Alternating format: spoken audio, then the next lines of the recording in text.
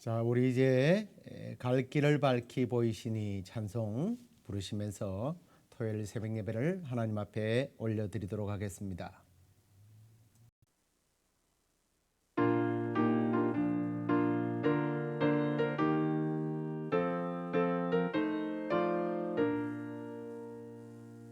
갈 길을 밝히 보이시니 주 앞에 빨리 나갑시다. 우리를 찾는 구주 예수 오라 하시네. 죄악 벗은 우리 영혼은 기뻐 뛰며 주를 보겠네. 하늘에 계신 주 예수를 영원히 섬기리. 우리를 오라 하시는 말 기쁘게 듣고 순종하세. 우주를 믿기 지체 말고 속속히 나가세. 죄악 벗은 우리 영혼은 기뻐 뛰며 주를 보겠네. 하늘에 계신 주 예수를 영원히 섬기리.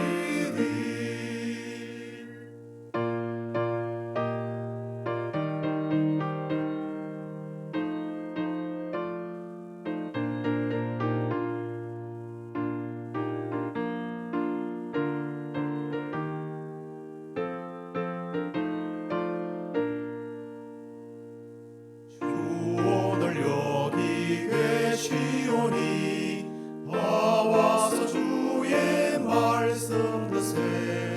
듣기도 하며 생각하니 참 진리시로다. 죄악 벗은 우리 영혼은 기뻐 뛰며 주를 보겠네. 하늘에 계신 주 예수를 영원히 섬기리.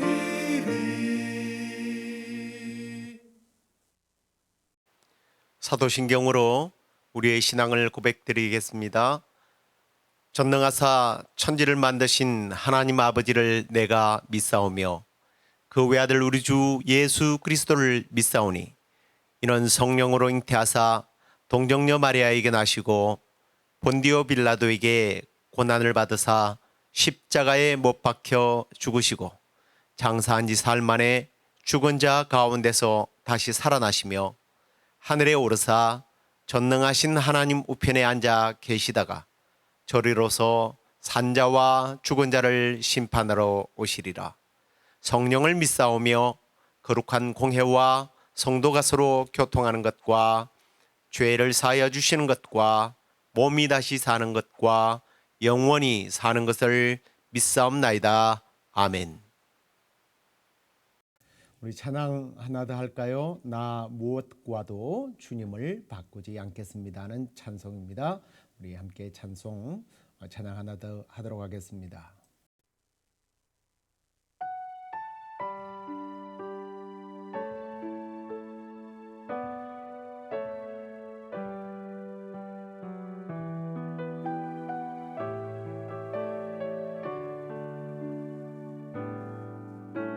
나 무엇과도 주님을 바꾸지 않으리. 다른 어떤 은혜 구하지 않으리. 오직 주님만이 내 삶의 도움이시니 주의 얼굴 보기 원합니다. 주님 사랑해요.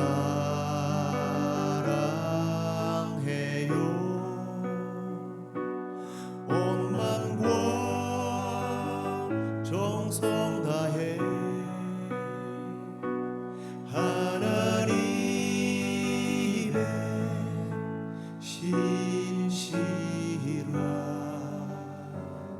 친구 되기 원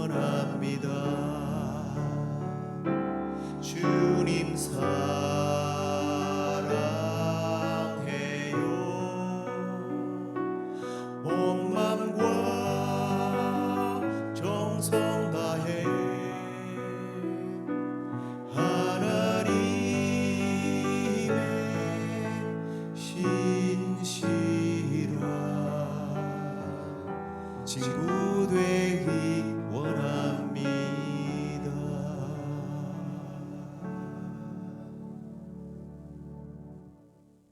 네, 하나님 말씀 출애굽기 20장 4절부터 6절까지 말씀을 읽도록 하겠습니다. 너를 위하여 새긴 우상을 만들지 말며 또 위로 하늘에 있는 것이나 아래 땅에 있는 것이나 땅 아래 물속에 있는 것에 어떤 형상도 만들지 말고 그것들에게 절하지 말며 그것들을 섬기지 말라. 나 내 하나님 여호와는 질투하는 하나님인즉 나를 미워하는 자의 죄를 갚되 아버지로부터 아들에게로 3, 4대까지 이르게 하거니와 나를 사랑하고 내 계명을 지키는 자에게는 1000대까지 은혜를 베푸느니라. 아멘.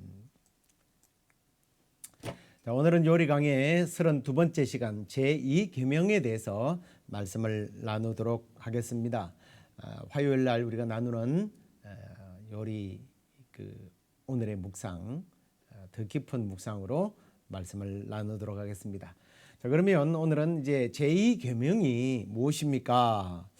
조금 전에 우리가 읽었던 출애굽기 20장 4절부터 6절까지 내용이 제2계명의 내용인데 이 내용을 간단하게 요약하면 우상을 만들거나 그것에 절하거나 섬기지 말라고 하는 것입니다.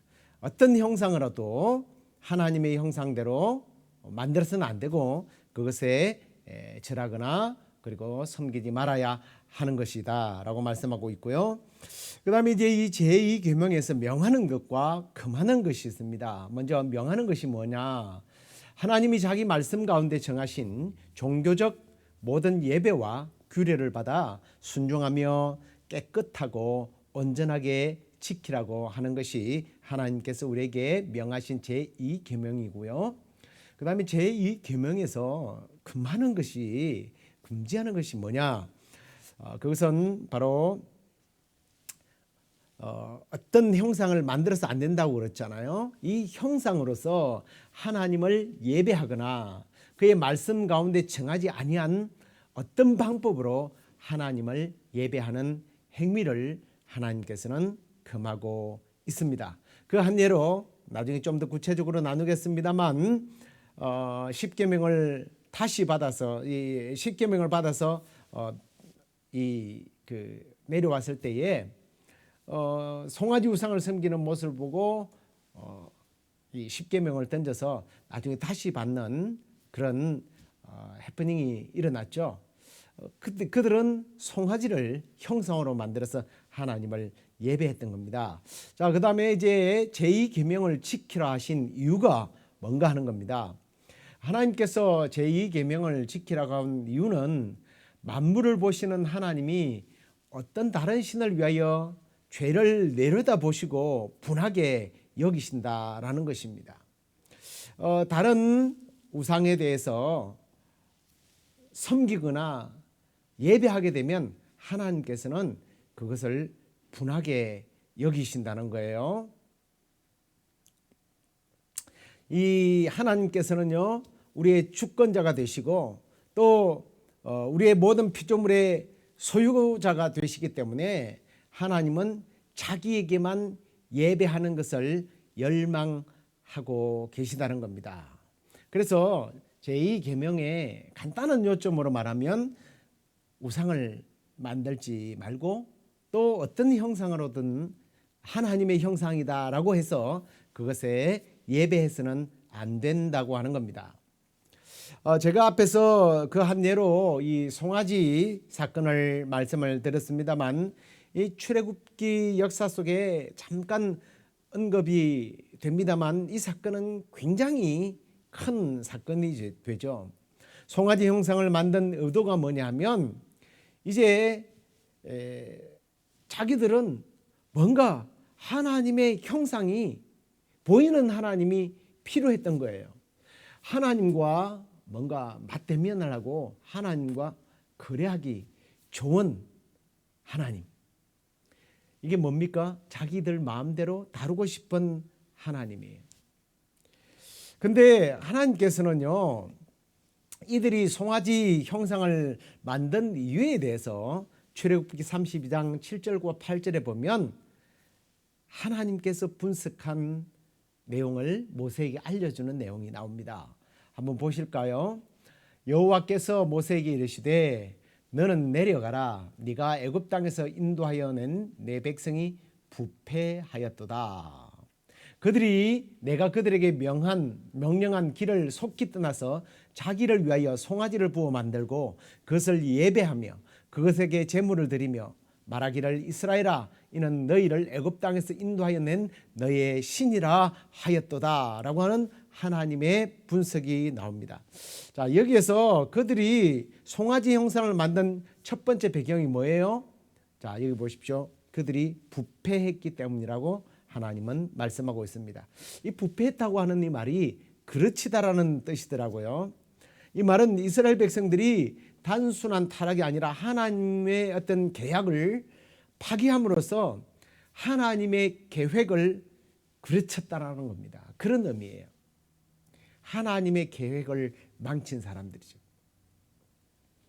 그들이 송아지를 만든 이유가 앞에도 말씀드렸습니다만 하나님의 뜻을 존중하기보다는 하나님의 뜻을 내가 컨트롤하겠다는 거예요. 하나님을 내 마음대로 조종해서 자기들이 원하는 것을 얻어내고자 하는 그런 욕망들이 그들 안에 있었던 겁니다. 하나님을 조종하고 이용하기 위해서 하나님의 형상을 만드는 사람들이죠. 자, 그렇게 자기들을 위해서 만든 후에 그들은 그것들에게 절하고 그들을 섬기는 이런 이율배반적인 현상들이 일어납니다. 자기를 위해서 송아지를 부어 만들고 그것에게 또 예배하는 이 우지몽매한 인간들의 모습을 보게 됩니다. 자기들을 위해서 만든 후에 그것들에게 절하는 인간의 어리석은 모습들. 자, 너무나 이렇게 바보스러운 인간들의 모습들에 대한 이 인간들의 그 이스라엘의 행위는 계속 지속되다가 결국은 그들이 망하게 되죠.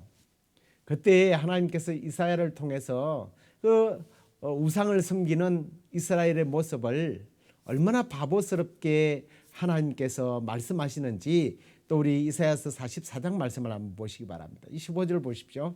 이 나무는 사람이 땔감을 삶는 것이거늘 그가 그것을 가지고 자기 몸을 덮기도 하고 불을 피워 떡을 굽기도 하고 신상을 만들어 경배하며 우상을 만들고 그 앞에 엎드리기도 하는구나.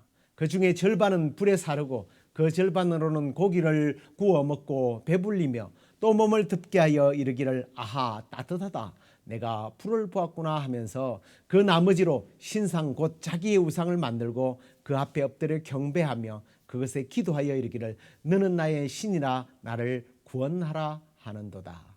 뭐 별다른 설명이 필요 없죠.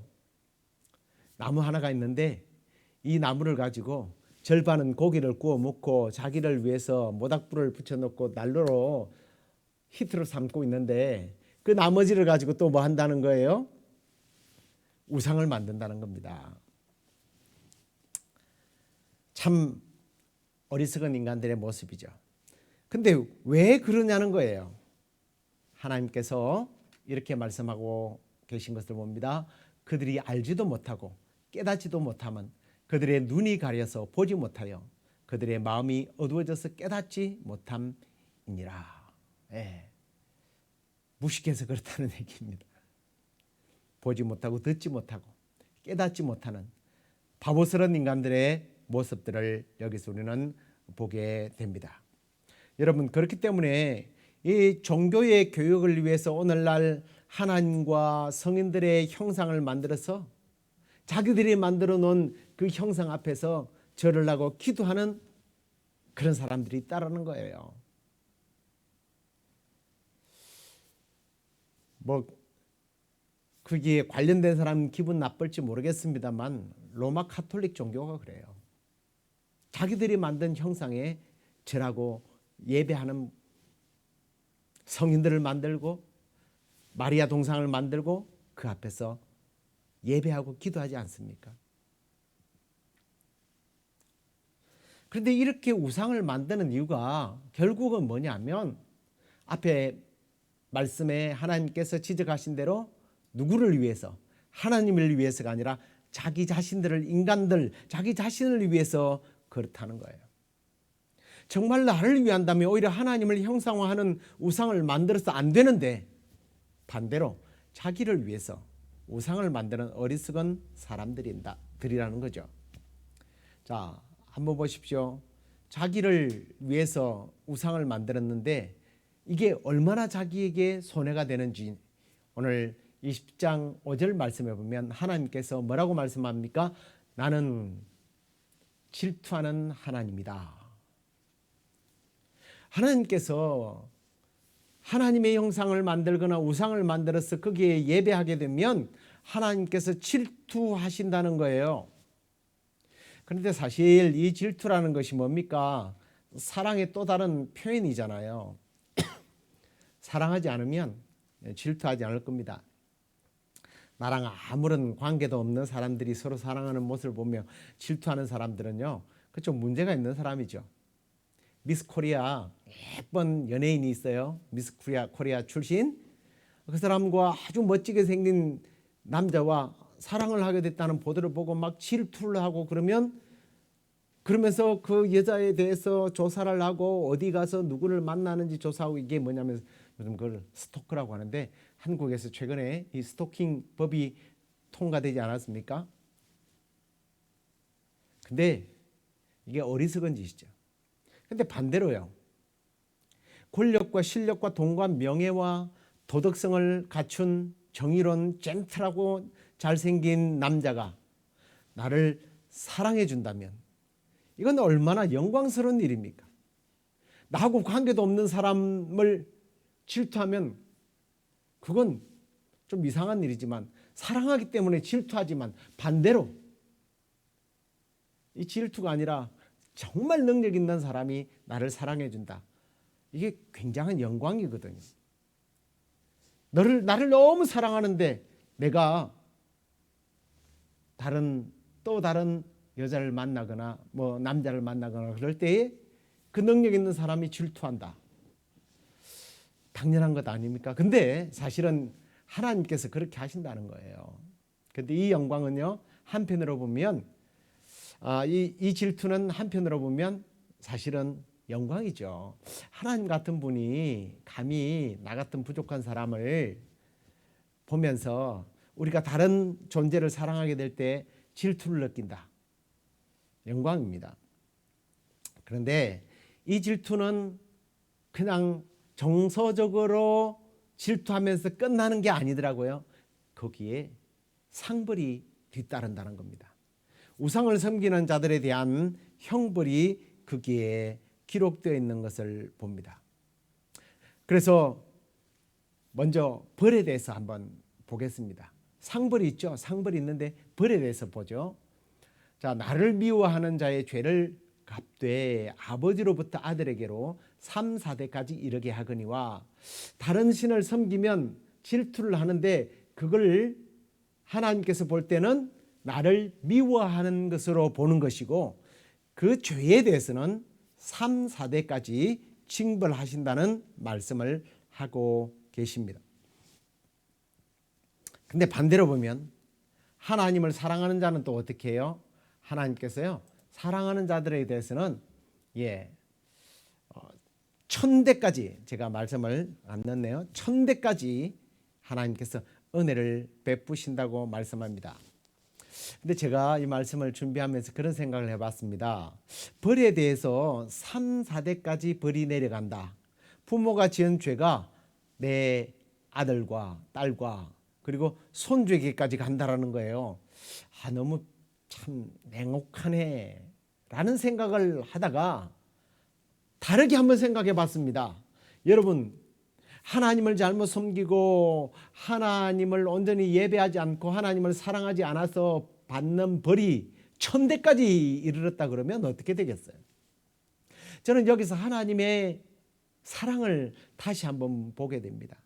미워하지만 영원성이 아니에요. 일시적인 거예요. 하나님의 사랑이 거기에 들어있는 거죠. 3, 4대까지만 벌을 받는다. 이게 하나님의 사랑입니다. 그만큼 하나님은 우리를 사랑하고 계신다는 거예요.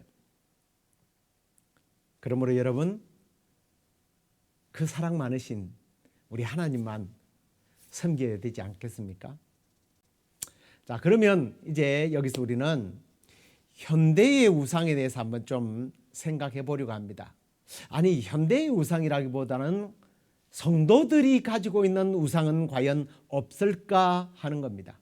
오늘날 하나님을 믿는다고 하는 사람들이 과연 우상을 섬기지 않고 순수하게 하나님만 섬기고 사는가?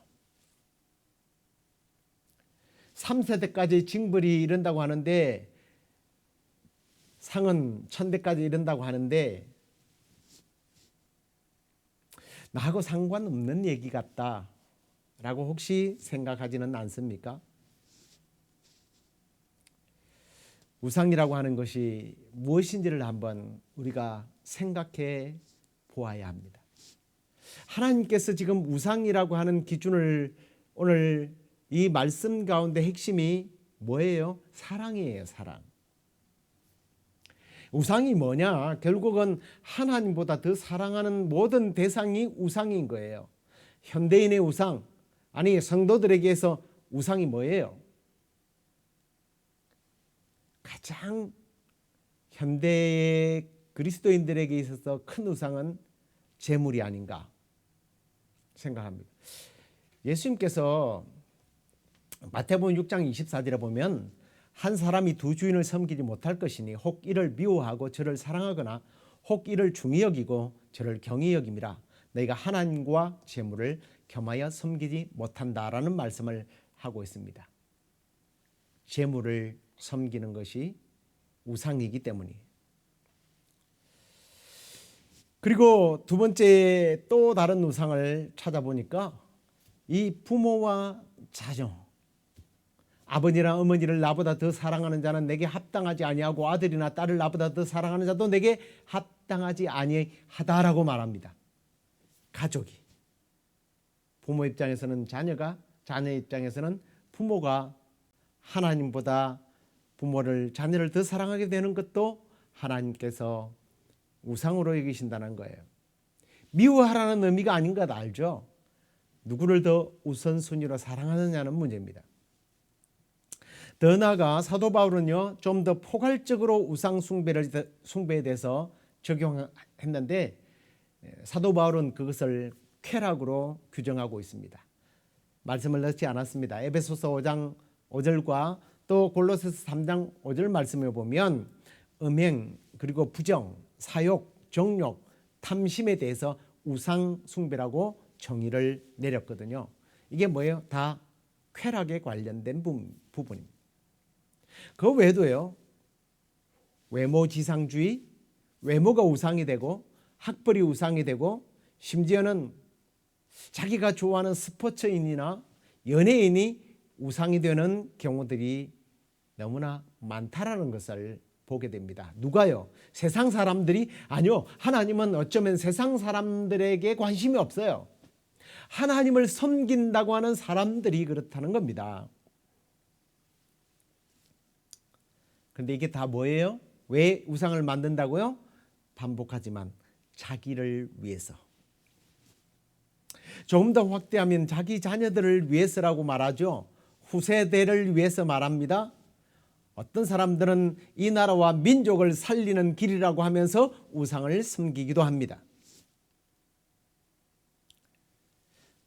그런데 놀랍게도 오늘 말씀은 오히려 자신과 자녀들과 민족의 흥망성쇠가 하나님을 사랑하여 섬기느냐, 아니면 자기를 위하여 만든 이 우상을 섬기느냐에 따라서 결정된다고 말씀하고 있습니다. 정말 이 땅에서 잘 되고 장수하고 복을 누리기를 원한다면 하나님을 이용의 대상물로 생각해서는 안 된다는 거예요.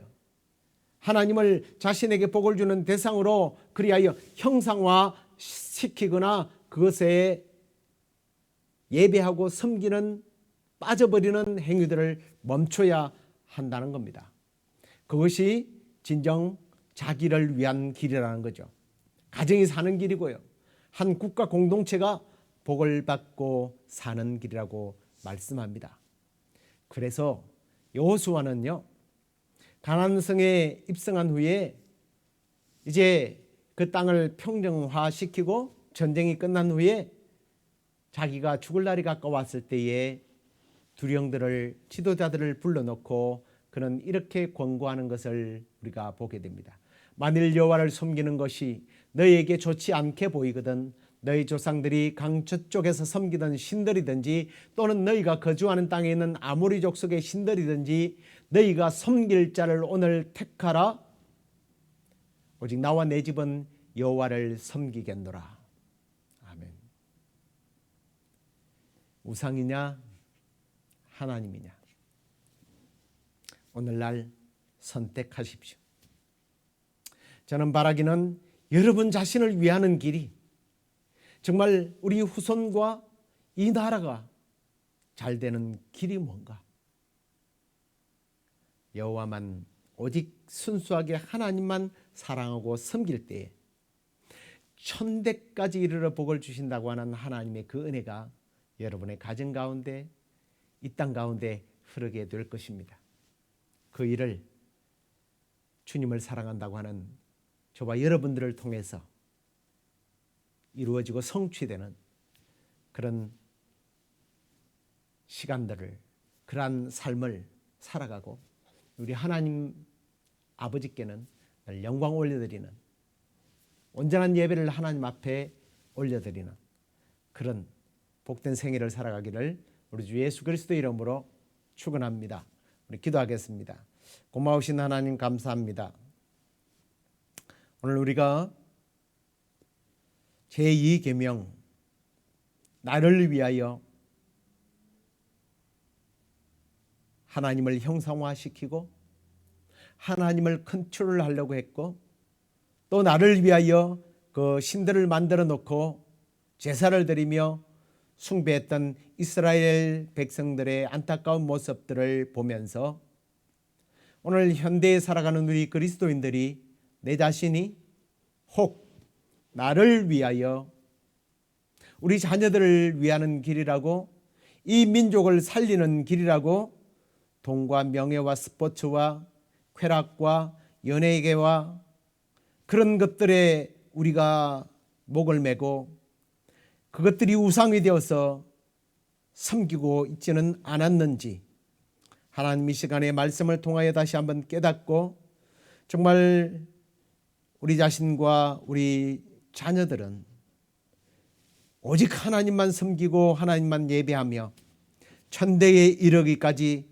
복 주시는 하나님의 은혜를 누리게 하여 주옵소서.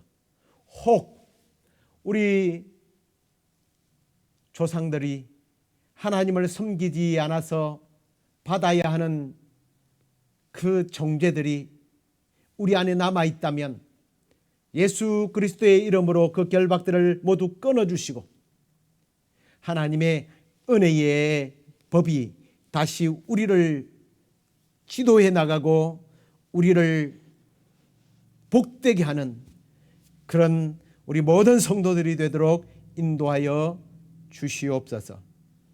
하나님, 우리 한선의 성도 사랑하는 손자가 일찍 태어나서 또 필요한 수술을 월요일에 한다고 합니다.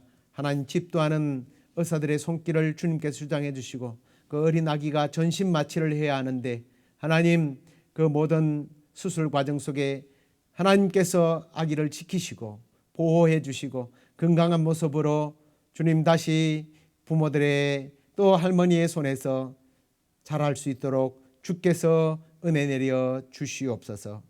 그렇게 하여 주시기를 소망하고 예수 그리스도의 이름으로 감사드리며 기도드리옵나이다. 아멘. 하늘에 계신 우리 아버지여, 이름이 거룩히 여김을 받으시오며 나라의 마옵시며 뜻이 하늘에서 이루어진 것 같이 땅에서도 이루어지이다. 오늘날 우리에게 일용할 양식을 주옵시고 우리가 우리에게 죄 지은 자를 사하여 준 것 같이 우리의 죄를 사하여 주옵시고 우리를 시험에 들게 하지 마옵시고 다만 악에서 구하옵소서. 대개 나라와 권세와 영광이 아버지께 영원히 있사옵나이다. 아멘.